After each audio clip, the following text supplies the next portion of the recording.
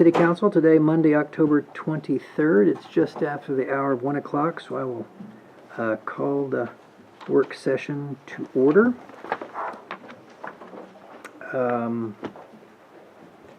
First thing on the agenda is special presentations and public comments. Mr. Armstrong, I'm going to ask, I don't have a name, but as the president of the NAACP, I'm going to ask if you'll be the spokesman today, if you'll state your name for the record. Sure, no problem.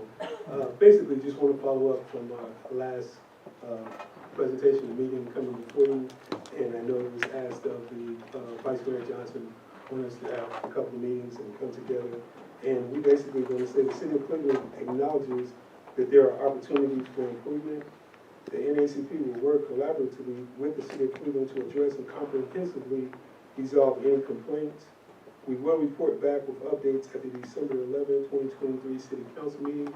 And this is basically just to share, there's been a lot of press and publicity things going on within the media. We just want to make sure that as we attempt to work together and resolve several of the issues that are pending, that we do so, and we have a timeline in front of us to keep it informed.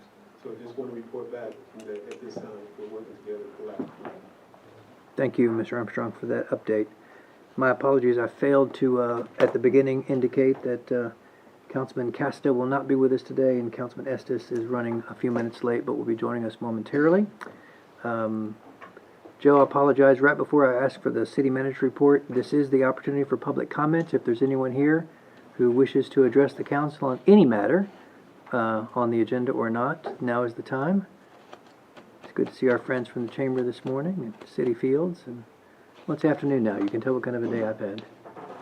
All right. Seeing no request to address the council, Mr. Fivas, City Manager report. Yes, thank you.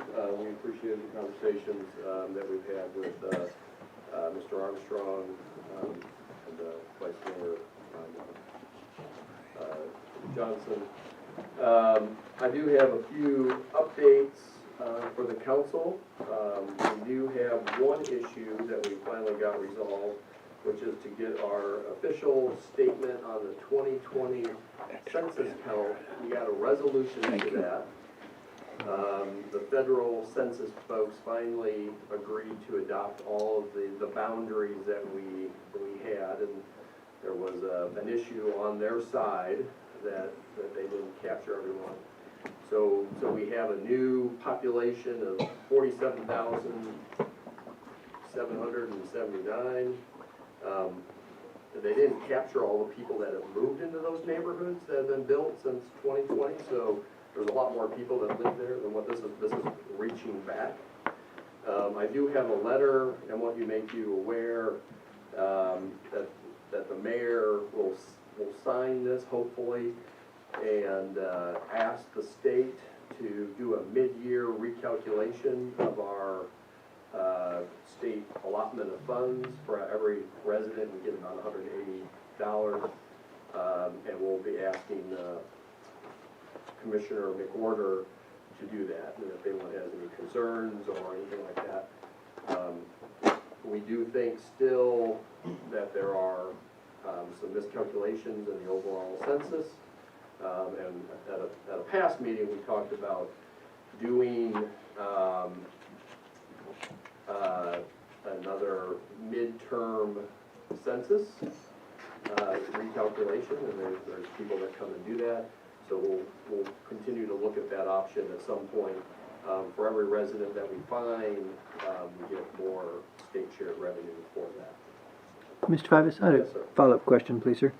In addition to the midterm recalculation that we've talked about with Commissioner McWhorter, there was also conversation about there are for-profit companies that we could contract with that could assist us in capturing what we believe is far more than 47,000. Is that still on the table, or is that still Yeah, in? I probably wasn't as clear as I should be, and that's what I'm talking about is that basically they come in and do a mid-year census, so that's still out there. And now that we have these numbers that actually get our boundaries right, because if you couldn't go count the people in those neighborhoods that are being built, now the federal government and the state government recognize those to be in the city. So, And a follow-up question would be, do we report the findings of the for-profit company to the U.S. Census Department, or do we do that in a similar, appeal it to the state if we come back with what we believe are higher numbers? let me get back to you on that exactly. I think it's both. I Okay. think the federal census has to accept it, and then I think the state government then has to, once they accept it, then the state government puts it into their calculation totals on how they do that. It's really the US Census folks that make the decisions. Great. I think anybody driving on Paul Huff would agree that there's more people than that in this city. That's right. Thank you. I mean, we've contended from day one that, looking at our counts and, the number of, total housing units, that the number is probably around 50,000. We think the census was, off for a lot of good reasons. Thanks, Ray. Any other questions from council? Well, Vice Mayor. Joe would share with us, do you remember what the numbers were before the census, the last census that they took? Have you got any idea of city population before the last census?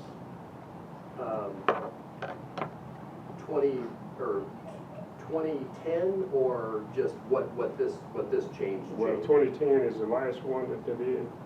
Yeah, Well, they did one in 2010, and then they did one in 2020, and then this is a revision to that because we appealed it and they agreed with our appeal. up to 2020, Yeah, it added about 500 more people, and that's all. yes. But it added a lot of neighborhoods. You do have a question? It added a bunch of neighborhoods that had no one living in it. But since those times, a lot of those neighborhoods have been almost completely built out, so there's a lot more people living in them. Yeah, what I'm asking, and why I'm asking is because of the population of 50,000, you get in a different category altogether. I'm just wondering how close were we before the census? Were we about 6,000, 8,000, We're about 2,000 away. about 2,000 away? Yeah, Okay. a little over 2,000. Okay. Any other questions from the council? Thanks, Mr. Fivas. I do also have a letter prepared for the mayor to sign, and happy to share a copy of that. Basically, it says, as you're aware, the city of Cleveland has experienced significant growth. Despite our growth and a modest 911 fee rate increase in the past few years, the Cleveland-Bradley 911 revenue has not proportionately increased. On behalf of the city of Cleveland, I've been asked to request our legislative delegation to seek and provide information to us from the Department of Revenue regarding the collection and distribution of 911 fees, including the formula used to determine the allocation of these funds.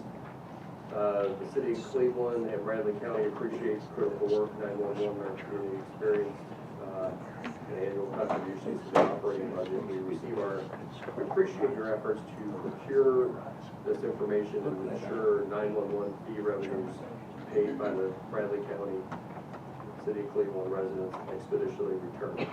So this is a conversation where, in concert with 911 and Bradley County, they've asked us to send a letter to our legislators, essentially that the fees have stayed fairly static for the last several years, and we've been inquiring, even though we've had 14% growth in the last 10 years, why are the 911 fees staying static and not increasing proportionately? So, and we're asking our legislators to dig into that issue and to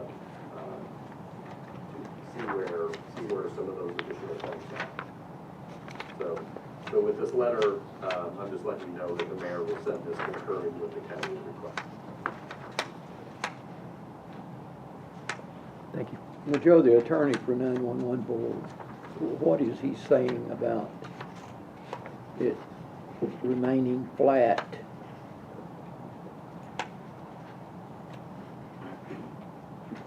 It's a mystery. Mayor Brooks, do you remember any of those conversations? Yes, thank you, Mr. Travis.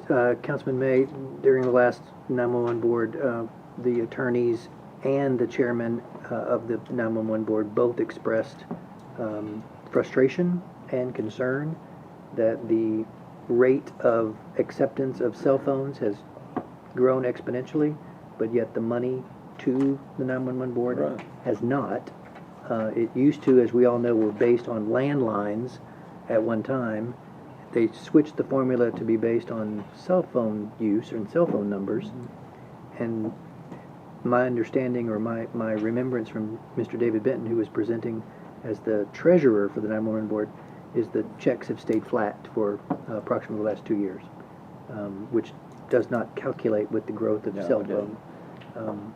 So thus the letter, which I think is both appropriate and applicable. Oh, yeah. Thank you.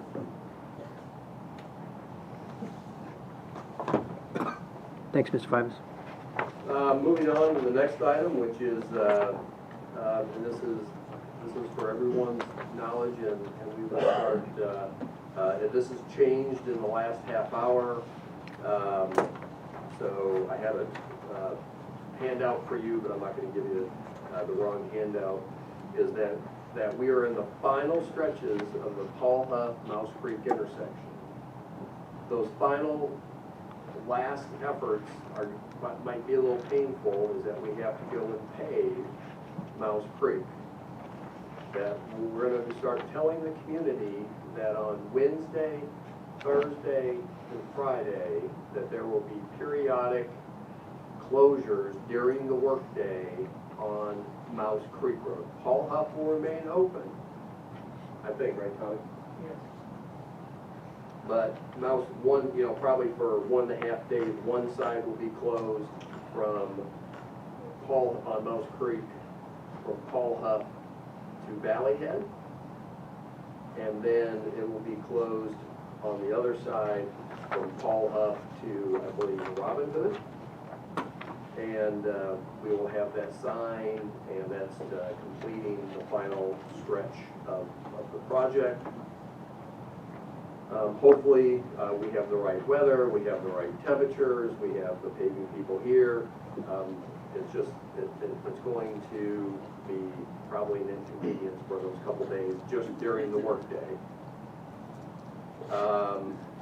We've decided, because we have the federal project of paving the entire route of Paul Huff from essentially from the Wendy's on Stewart, if you can imagine where the new Wendy's is it will be paved from there all the way to Georgetown Road. And we think that will be done this spring for us to be able to do that. That's about a $3.5 million paving project. The good news is we only pay for 20% on how we've done that. And that's when, at that Paul Huff Mouse Creek, right now we're going to grind out all of the lane lines, and then we're gonna do the painting this next 3 days too, as well, Tommy? Tommy said yes. No, we've had a hard time getting our line contractors to come in, but we're confident they'll be here, but you never know. But instead of repaving that, we're going to grind it and put temporary lines on there, and then next spring, we will come and do that. Mouse Creek will be paved, and to do that. If anyone has any questions on that, certainly. Are we gonna do all of Mouse Creek or just the intersection? The Mouse Creek from Paul Huff on one direction to Robin Hood, that will all be done. And then on Mouse Creek from Paul Huff back to Valley Head Drive. Basically, we're only doing the intersections. Yes, yeah, for right now. But we do have, as we just talked about, this federal project to pave all of Paul Huff. We do have a similar project to pave all of Mouse Creek all the way out to the soccer complex. So that's working its way through the system. for that paving project. Does that include those left turn lanes on Mouse Creek that we talked about?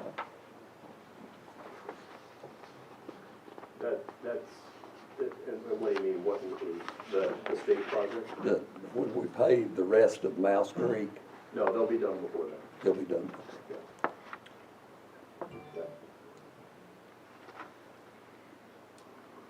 It's not part of the federal project. Joe, you mentioned Robin Hood. Since Councilman Cass is not here, and that's my district, I'll ask you a question. He asks quite often about the berm, the trees, the fence. I don't know what the company's gonna do there, but I did go over there to get my car washed the other day and looked at it, and it really needs some help. I mean, it's in bad shape. What kind of arrangement did we have with the company? Is it a fence? Is it trees? Is it a berm? What are we gonna do? Yeah, on the back part that Councilman Caston had talked about previously, there's a new company that has purchased that back part. I'm gonna ask for help from Jonathan in a moment. They have agreed to put full course of plantings on each side, and I think an 8-foot fence on top of that hill, when they come and they do their thing. Is that what you remember? That's what And that's just for the buildings that are erected there at the present time? Will it go all the way down to Mouse Creek? It goes from the new building that's already there, the doctor's office, all the way down, not closer to the Longhorn side. It goes up that entire. The opposite direction? Yeah, it goes the opposite direction of where. Yeah. Well, I'm wondering about what we're gonna do where the houses are. I mean, if we come down toward Mouse Creek, instead of going the opposite direction, that portion is really needed. And didn't the company come to an agreement on what they would do? Yes, they did. We'll follow up with, that's still a we'll follow up with them and see where they're at. That's their teaching pond area, and so we'll look at that. Yeah, we'll follow up with codes and see where we're at.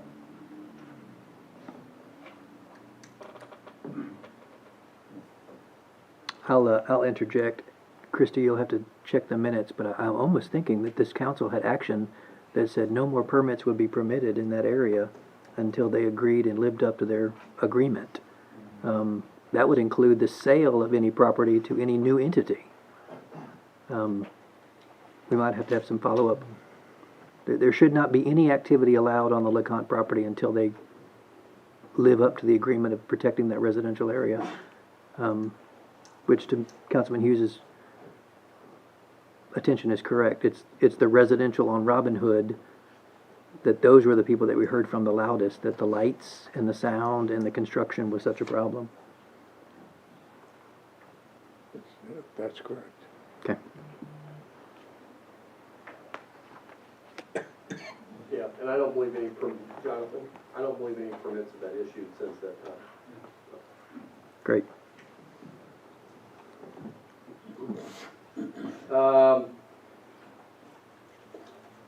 With that, that's the end of my announcements. We do have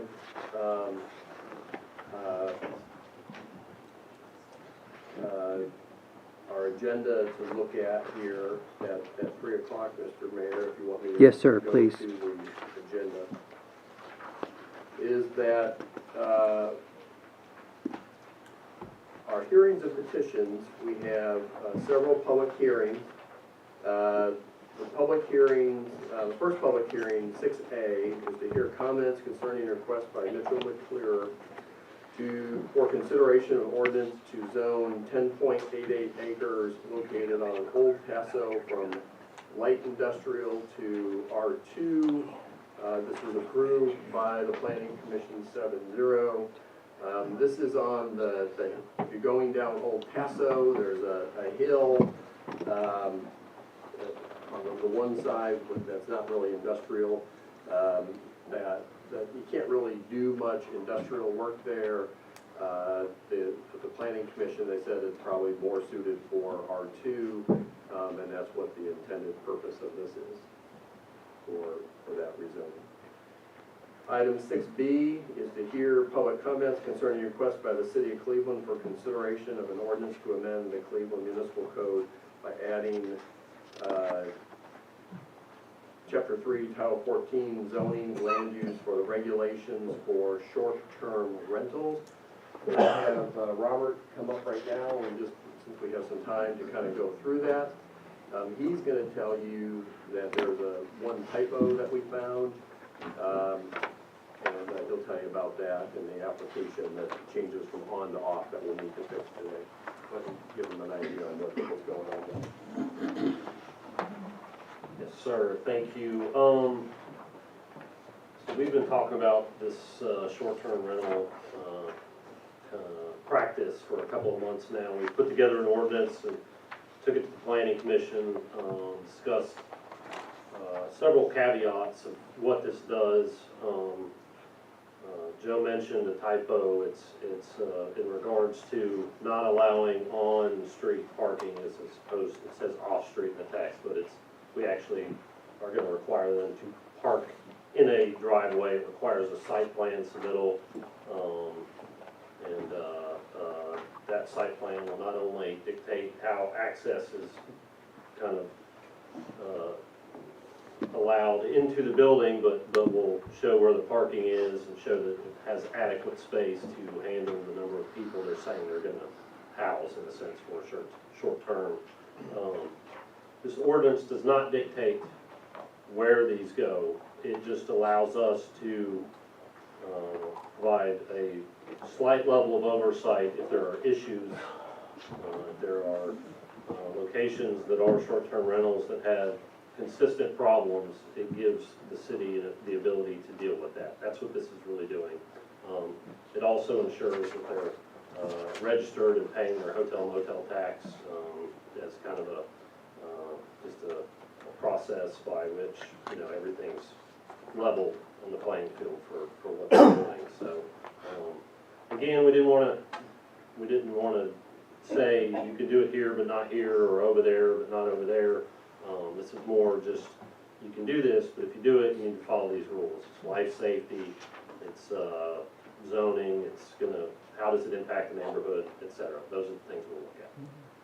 Mr. Barnell, a follow-up question. I received a call this weekend from a resident in the historic district asking whether or not the historic overlay had a yes or no provision of short-term rentals within the historic. Not any, up to this point, there is no language in our code about short-term rentals. So it wouldn't have any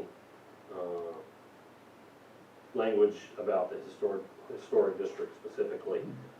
I mentioned to someone when they asked me, you guys may have that in some of your private paperwork with your neighborhood organization.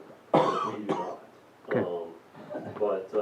But we do not allow bed and breakfast in the That's historic. correct. By definition, they are different, or we would have been regulating these short-term rentals for 20 years. So bed and breakfast, according to the state, is a little bit different. But you are correct in that. We have to take what the state says these things are and then make it fit what we do. If that makes sense. And then one last follow-up question. The call I received was about what seems to be a short-term rental under construction right now. So if that is completed or far enough along in the permit process, are you going to retroactively make everyone come up to these safety codes? Well, yeah, the idea is, and there is some state law language about how we deal with pre-existing situations, but what we're saying is you gotta have our permit, you gotta meet these life safety, that is the intent. Even, we're going to send out letters to all our existing listers, I guess is what I'll call them. There's what I've counted, probably somewhere in the neighborhood of 80 or 90 some of those are maybe outside the city limits. We haven't narrowed it down completely, but, we're gonna send them a letter and say, here's what we're doing, and go from there. But, Councilman May? The rooming house ordinance, Yes. it will override this ordinance, right? The rooming house ordinance is, it is not specific about, and it wouldn't override the necessity for a permit to meet these standards. No, I know that, But it only allows up to 4 people, right. and that would be, so many of these short-term rentals do say they can sleep up to 8 and 10 or whatever, so, I'm That gonna was the look at 4 and John no more. Yeah. Say, what kind of, you know, our rooming house ordinance. No more than 4. No more than. Yeah. Right. Okay, no more than 4. That's correct. Okay, so the rooming house ordinance would, It allows 4, and Right. that's been in place, and it's utilized, but and that's also one of those things that's very difficult to prove, how many actually live there. I am grateful that you're gonna make the change and be specific about the on-street versus off-street parking, Yes. because if there was one sort of continual thread of complaint, Mhm. it is the on-street Well, and parking. making sure that the site itself has parking that's adequate and safe, and that, you know, we're not backing up onto a certain busy street or whatever it is. right. Those are things we certainly want to look at. Councilman Estes, did you have a question or comment? Did you ask Mr. Kimball's opinion on that? Well, the rooming house, you know, if a short-term rental says it sleeps up to 8, but the rooming house says we only allow up to 4, that's gonna be something we'll certainly need to, Short-term rentals, people are not residing there, they're staying there I thought temporarily. that was Okay. there's no lease, they're not signing a lease in a sense. Yeah, Saying it's typically somebody who's staying in the room for a night. So, okay, so you're telling me that if, let's say you've got 4 people that's not related, that's max on the rooming house ordinance. yes, when you're leasing. Okay, living- you're saying that we can, that they could still rent to somebody in that facility? I'm saying the short-term rentals have protections under state law today. They have since 2018. And they're allowed to do what state law allows them to do. You could regulate them to a point, but the pre-existing ones have some protections. The rooming house ordinance is a separate ordinance that they enforce when people are residing in a house. You're not residing there if you're going and staying in a room for one night under the word rent. That's not your domicile. Okay? That's not your legal residence. You're Yeah, staying there that's for not. one night. It's like a hotel in that sense. Now, Well, they can look at it and see what they can enforce. But here's the thing. well, I don't want to vote on that today, because I think that's a problem. This is putting more regulation. I thought you were for more regulation of these things. Well, it would be less. No, No. no, it's the opposite. You're putting in rules that don't exist now. That's what they're trying to accomplish with this. And I Yeah, think- but we're getting to the point, if you've got 4 people already residing, and that pretty well stops them from renting to the 5th or 6th. This is directed, this ordinance here that Robert's talking about is not directed towards 5 people that are unrelated, living somewhere on a regular basis. That's what the rooming house ordinance is about. This is about dealing with short-term rentals. I understand that. VDRO and, Airbnb. Yeah, but you've got rentals in certain areas around Lee campus. And if they're already renting to 4 people, that's legal. Okay, if they've got another facility in the back that they can rent to 2 or 3 others, then you're telling me that's legal. I'm not telling you anything. So, I'm saying interrupt- separate interrupt. ordinances. Let me jump in. So, Look, yeah, okay. the next one down, 6C, is accessories. That's what you're talking about. Accessory. We're just talking about regulating Airbnb, VRBO, etc. So we're on 6B, which gives staff, we talk about this in planning commission a lot, whole lot more tools to control. In my neighborhood, I get probably more calls than any of you, right? I don't know. I get calls. In the historic neighborhood, for this issue, Yeah.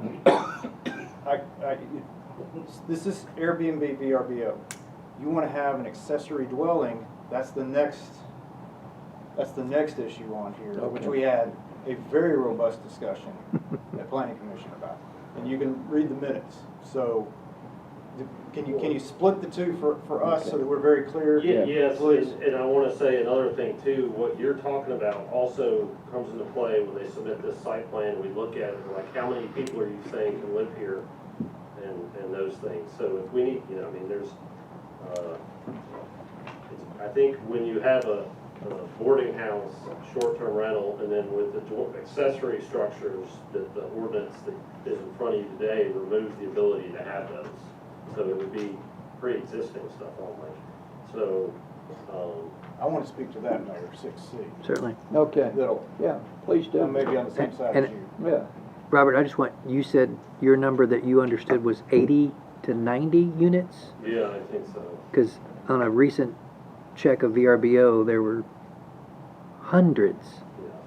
Now, it went all the way up into Charleston and the surrounding Well, that's Ocoee, it, right, I'm trying But- to narrow it to. but it was not small. I was shocked, actually. No, I'm trying to go through on the maps, and I'm actually like, where is this? And I'm counting it, and no, this And one's those are counted. only the ones that are sort of public. There's probably dozens more that people don't talk about. Or if you search certain dates and they're not available, they're Right. not gonna show up. Right. So we have to kind of get creative with how we look at it. I think 80's low. I think Could it's, be. yeah, I think it's low too. Yeah. all right, so discussion on the first one. Do we want to now move to the next?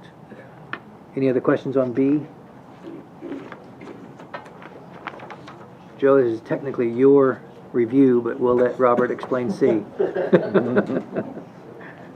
I'll just stay and let you do your thing. No, stay as long as you want. Oh, yeah.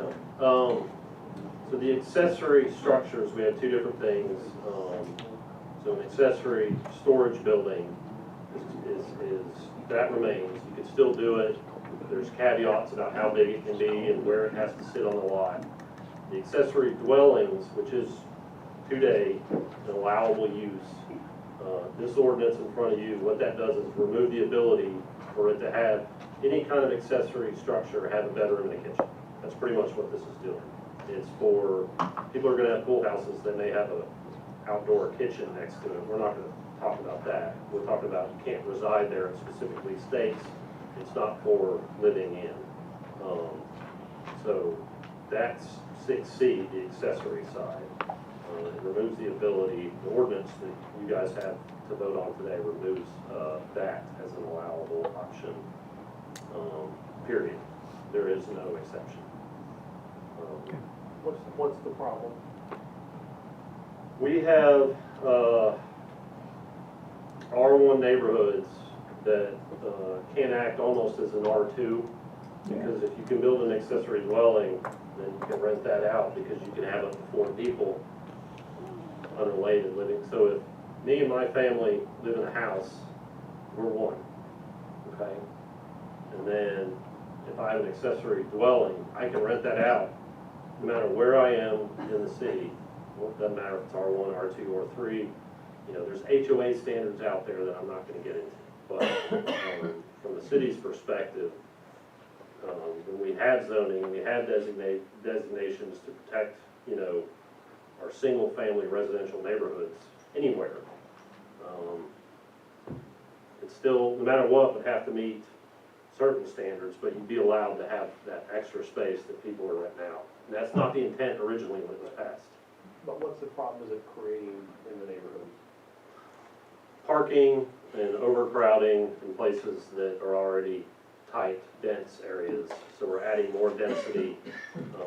So parking is probably the biggest issue. You've got flooding out into the streets or front yards, et cetera, backyards. Those are the things we're trying to avoid. Councilman Estes? Yeah, to my colleagues, first of all, Orba is coming at 3 to speak against this. So at the hearing, Blake Allison's gonna show up. I was the only one to vote to oppose the denial of this, the planning commission, which is kind of strange. I think that's, because I understand the not in my backyard, I understand that side of it. I certainly understand the need for affordable housing. I understand different models. The size of our R1s and particularly our R2s, if you look up there, how much of Cleveland is R2? Just really doesn't allow for accessory dwellings for dwellings. And granted, same thing we were just talking about, so much around the college, around the university, in my neighborhood particularly, it's causing parking problems. Yeah. The neighbors are upset, right? The neighbors are upset with each other because certain are renting out and then they're just today, go drive down Harl Avenue. Yeah, okay, 15th, 17th, you know, it's difficult. 13th, the alleyway, Yeah, what about Parker Street? well, that's getting down, you get past 20th Street on that, I know what you're Yeah. talking about. Yeah. We built parking spots there. You know, the city has new parking spots there, but they park in Lee's lots or they park at a Cody Middle School's lots. Yeah. So, it's not I don't think it's a nice, simple cut and dry, but I do think this is a fair start. I think there's other options forward. But I'd beg you to read the minutes from our planning commission meeting. I'm for this as written, but I was in the minority, just so you know. Again, I think the second district is unique. It's by far, I'm speaking for the second district, right? And on the planning commission, though, we're a little different hat. I represent us, all of us. Even representing, thinking about all of Cleveland, I get it.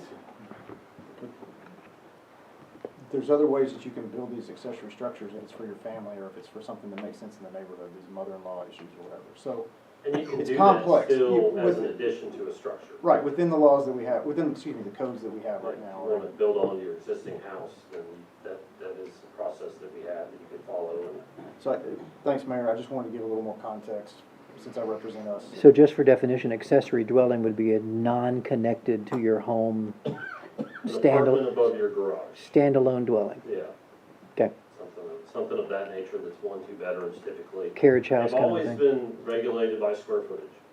They've always been regulated by certain other standards. But, you know, I've worked in places where they weren't allowed, where they were. There's a way through no matter what. And we've got issues, consistent issues in many of our neighborhoods that are already fairly dense, small lots, parking. It's not meant to have that many people on that lot. Certainly. Councilman Webb, do you have a question? Bill, Feel free to speak into your mic, Kim.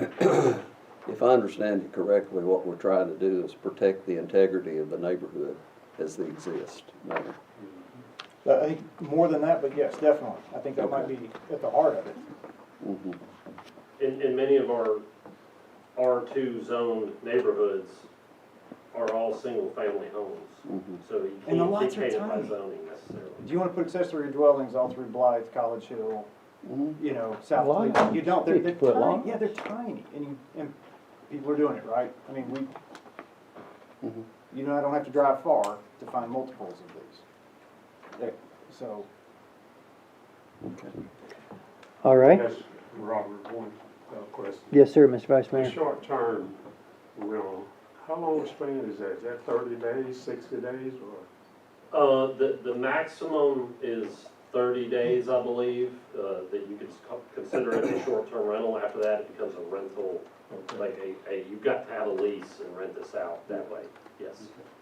Well, I'm thinking about Church Street, South Church Street, you know. They've got cars parked between houses everywhere, and somebody got to go out and move a car just so they can get back on the street. for the egregious And I'm just wondering about accidents and traffic problems. I know it's got to be some serious problems on South and Church Street. Yeah, and when we look at the site plans for these things, transportation, you know, all of us are gonna be a part of that process. We're gonna look at it and say, you've got a safety problem here you're creating. So it allows us to kind of try to, at least from the short-term rental standpoint, Yeah. address that. Yeah, absolutely. And that's an existing structure, new structure, anything. Yeah, but I see where the planning commission, they approved it 7 unanimous, They did, they voted yes, for they it. did. For the short-term rental. For the short-term rentals, that's right. The Okay. accessory was the opposite, but, the short-term rentals is something that we've looked at and talked about for a considerable amount of time. And I know this is an ordinance that's effective, I've seen it work. Yeah. Any other comments or questions from the council for Mr. Varnell? Robert, you want to go to item D? It's request for partnership consideration and orders for zone 3.1 acres. I mean, yes, this is, I can go ahead and talk about some of these, and then, yes, this is a rezoning, some industrially zoned lots that are 5,000 or so square feet. They're single-family lots, just close to downtown, and, this will be, an opportunity to provide single-family homes, new construction, very close to downtown, and that's what this ordinance will do. Any questions from the council? All right. Item E, and I would like to make a clarification. The words "of prophecy" need to be after Church of God, because there's more than one of us in town, and this is not the one that employs the mayor. Are you sure? I'm positive. This is the North Lee Highway former Tomlinson College campus, correct? Yes, sir, that is correct. So, we both have offices here, and we both have boards of Yes, you trustees. do. And I know that it's that one it should be. You are 100%. I think a verbal amendment of just adding the words "of prophecy" Yes. is fine. To be specific and, I didn't want anyone to think that the mayor was trying to push something through for his own church. well, no, of course not. That's later. That's later. No, this one is, this parcel in question is zoned many different things. They're just trying to zone the front to match what the actual use is and what the uses will be moving forward. Because I expect some rehabilitation to existing structures, and new permits being pulled, and they want to be correctly zoned. I'm thankful that that property is gonna find A good home, a good home and a new future. yes, me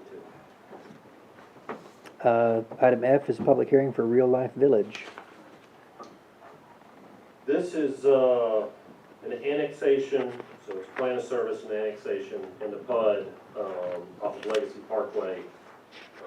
They're intending to develop a kind of a development for various types of people, provide housing for older adults with physical and mental disabilities.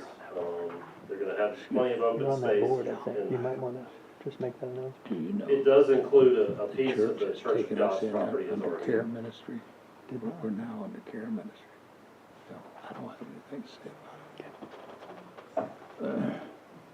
Do you have any other questions on that one? Any other questions from the council? I think if not, Mr. Fivas, I'll turn it over. we will let you continue the robust review of the 3 o'clock agenda.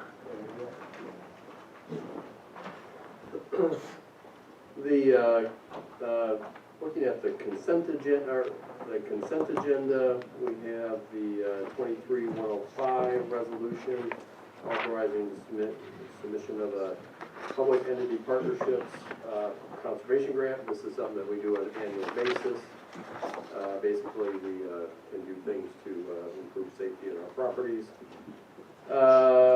Item resolution 23-106, approval of a sub-recipient agreement between City Fields to use the CDBG funds for down payment assistance for qualified homebuyers. This is a long-standing service that we provide. We do it for Habitat, and we've done it for others who qualify. Item 7C, which is 23-107, authorizing the mayor to sign an agreement with the Cleveland Utilities for the relocation installation of utility pole. Tinsley Park, which they've started working on, there's a major power pole that needs to be relocated, and this is the authorization to do that. 7D, authorizing the city to purchase emergency medical and rescue equipment through the Master Intergovernmental Cooperative Purchasing Agreement. 7E, banking services with Pinnacle for an additional 1-year term. I think that this is an automatic renewal option. 7F, amending personnel policies of the city of Cleveland. Generally, there's a lot of administrative changes. We are doubling the tuition reimbursement amount, about $2,300 to $4,800 in a calendar year. One other thing that we're doing of particular substance is when city employees, when they start work, that they can get a week of vacation starting out instead of waiting to collect that. We find people get really pinched in those first years, or in that first time, but this allows them to basically get their vacation up front so they can use it throughout that first year. And then you get into the new business. We have the ordinance 2344, amending Cleveland Municipal Code Title 18, Chapter 1, relating to sewers and sewage disposal. This is highly technical. We do have Cleveland Utilities here to address any questions. My guess is it's just probably federal and state regulations updates. My guess is let us know if you want to. If you have specific questions, they're here. You can get them in between meetings. And then you have items B through